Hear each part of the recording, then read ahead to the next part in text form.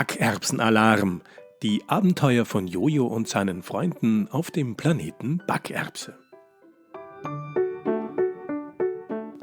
Hallo, willkommen bei Backerbsenalarm, dem Kindergeschichten-Podcast über Jojo, den kleinen Außerirdischen. Die heutige Folge spielt, wie die letzte, immer noch im Zoo. Was passiert denn in der heutigen Folge, Johannes? Heute sehen Jojo, Lala und Johannes noch 3 andere Tiere im Zoo und auch das kleinste Säugetier im Zoo. Genau. Viel Spaß mit Backerbsenalarm. Die Tiere im Zoo, Teil 2.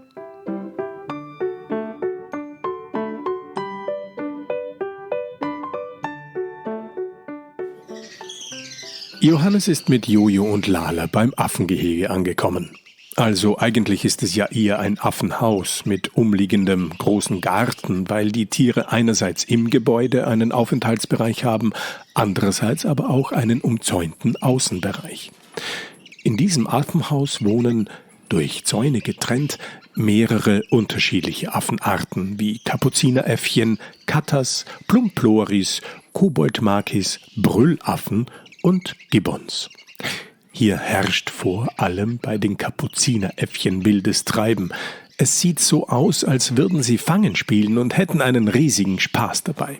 Da spielen wir jetzt aber mit, ist Jojo entschlossen und schaut sich um, ob und wie er durch den Zaun in das Gehege kommt. Er fliegt hoch und bemerkt, dass der Zaun oben in der Mitte, wo kein Affe hinkommen kann, offen ist und schickt sich an, reinzufliegen, um mit den Kapuzineräffchen gemeinsam Fangen zu spielen. »Nicht, Jojo«, ruft Johannes, doch Jojo ist bereits in das Affengehege geflogen. Plötzlich, für einen kurzen Moment, verstummt das Affengeschrei, weil die Affen völlig verblüfft den Besucher betrachten, der gerade wie ein Luftballon am Gehegeboden landet. »Komm rein, Lala, lass uns mit ihnen spielen!« Kaum hat Jojo ausgesprochen, bricht wieder Affengeschrei los. Was das zu bedeuten hat, ob es Spaß ist oder ob ihn die Affen als Eindringling betrachten, kann Jojo nicht so genau feststellen. Jedenfalls betrachten ihn 3 Äffchen sehr skeptisch, während er per Gedankenunterhaltung sagt: »Hallo, ich bin Jojo. Darf ich mit euch mit Fangen spielen?« Die 3 Affen hören mit einem Mal plötzlich auf zu schreien und rennen und handeln sich mit Gebrüll Richtung Jojo. Jojo, der glaubt, dass sie mit ihm Fangen spielen wollen, fliegt lachend davon. In hohem Tempo verfolgen die Affen Jojo quer durchs Gehege, springen von Baum zu Baum, von Liane zu Liane und versuchen, Jojo zu fangen. Doch der ist mit seinem Fluganzug natürlich eindeutig im Vorteil, fliegt kreuz und quer im Gehege umher und sorgt so für richtiges Affenchaos. Nach kurzer Zeit schon wird es Jojo zu viel und er fliegt wieder aus dem Gehege hinaus zu Lala und Johannes. »Die sind aber ganz schön schnell«, sagt er fröhlich. »Jojo, das war jetzt aber echt unklug von dir. Vielleicht haben die Affen gedacht, dass du ein Eindringling bist. Du kannst doch nicht einfach so irgendwo reinfliegen«, ermahnt ihn Lala. »Außerdem hast du sie vielleicht erschreckt.« »Das glaube ich nicht. Die hatten doch auch Spaß«, meint Jojo und versucht sie per Gedankenunterhaltung zu fragen, ob sie es auch lustig fanden. Da aber auch hier gerade Fütterungszeit ist, sind die Affen so sehr mit Fressen beschäftigt, dass sie Jojo gar nicht mehr wahrnehmen.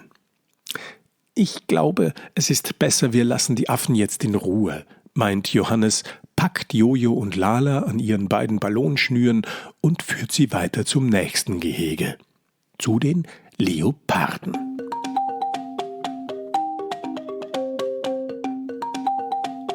Das Leopardengehege ist ein großer, eingezäunter Garten, in dem viele Büsche, Sträuche und Bäume wachsen. Es sieht ein wenig aus wie ein Mini-Dschungel. »Das ist das Gehege der Leoparden«, erklärt Johannes.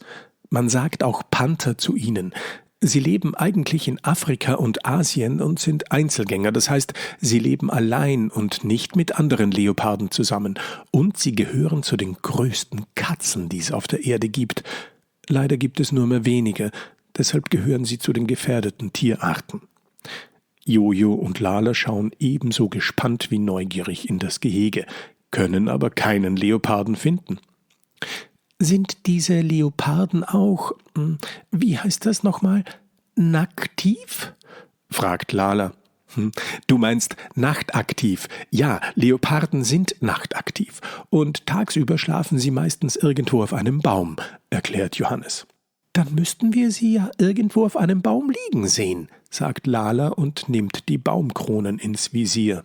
Und tatsächlich, durch die Sträucher und Blätter durch sind von einem Ast herabhängend 4 große schwarze Pranken und ein langer schwarzer Schwanz zu sehen. Da, dort, bei dem einen Baum da liegt einer auf einem Ast, zeigt Lala ihren beiden Freunden den Leoparden. Aber da sieht man ja fast nix, beschwert sich Jojo. Ich werde mal über das Gehege fliegen, dann... Nein, Jojo, hier fliegst du sicher nicht über das Gehege, wird Johannes sehr deutlich. Das ist viel zu gefährlich für dich. Wenn du ihn besser sehen willst, können wir gerne hier warten, bis er vom Baum klettert. Okay, ist Jojo, dem die Größe des Leoparden etwas unheimlich ist, einsichtig. Und wie klingt so ein Leopard? Fragt Lala. Na ja, ungefähr so wie ein Tiger, etwa so. Jojo und Lala erschrecken sich etwas. Sind alle Tiere hier im Zoo so groß und laut? Fragt Lala. Nein, natürlich nicht. Es gibt auch ganz kleine. Kommt mit, ich zeige euch jetzt das kleinste Säugetier hier im Zoo, antwortet Johannes, und Jojo und Lala folgen Johannes. Ihr Weg führt sie in ein, im Vergleich zum Gehege der Elefanten und Leoparden, winziges Gehege. Hier finden wir das kleinste Säugetier des Zoos, die Eurasische Zwergmaus, präsentiert Johannes stolz das Gehege eines der kleinsten Nagetiere der Welt. Vor dem kleinen Gehege steht eine Informationstafel, auf der allerlei Wissenswertes über die Eurasische Zwergmaus steht. Johannes liest vor. Die Eurasische Zwergmaus ist ohne Schwanz 5 bis 6 Zentimeter groß und hat ein Gewicht von 5 bis 7 Gramm. Sie lebt nicht wie andere Mäuse am Boden, sondern vorwiegend zwischen Grashalmen in 40 bis 80 Zentimeter Höhe. Sie sind wahre Kletterkünstler. Die 5. Zehe ihrer Hinterfüße benutzen sie wie einen Daumen, um sich geschickt von Halm zu hangeln. Ihr Schwanz dient als zusätzliches Greiforgan. Während Johannes so vorliest, haben Jojo und Lala tatsächlich eine kleine Maus entdeckt. Sie hält sich an einem großen Grashalm fest und scheint gerade an irgendetwas zu bauen. Johannes liest weiter. In der warmen Jahreszeit bauen sie kugelförmige Nester zwischen den Halmen, die als Schlafplatz oder Kinderstube dienen. Den Winter verbringen sie in tiefen Erdgängen. Jojo und Lala sind begeistert, dass sie auch im Zoo endlich eine Tierart entdeckt haben, die kleiner ist als sie selbst. Wie süß dieses Tier ist, stellt Lala fest und versucht wieder, sich per Gedankenunterhaltung mit ihm zu unterhalten. Die kleine Maus kommt tatsächlich ganz nah an den Rand des Geheges, stellt sich auf ihre Hinterpfoten und beschnuppert Lala, die selbst ganz nah am Gehegezaun hockt. Lala und die Zwergmaus scheinen sich tatsächlich eine Weile zu unterhalten, ehe sich die Maus wieder umdreht und an ihrem Nest weiterarbeitet. »Was für ein possierliches kleines Tierchen, diese Zwergmaus«, sagt Lala. »Sie ist sehr beschäftigt, weil sie ihr Nest fertig bauen muss. In wenigen Tagen bekommt sie Junge, hat sie gesagt, und bis dahin muss alles fertig sein. Ganz schön anstrengend, so ein Mäuseleben«, stellt Lala fest. Jojo, Lala und Johannes beobachten die Zwergmaus noch eine Weile, doch dann müssen sie zum vereinbarten Treffpunkt mit dem Papa von Johannes. Schweren Herzens verabschieden sie sich von der Zwergmaus und begeben sich auf den Heimweg.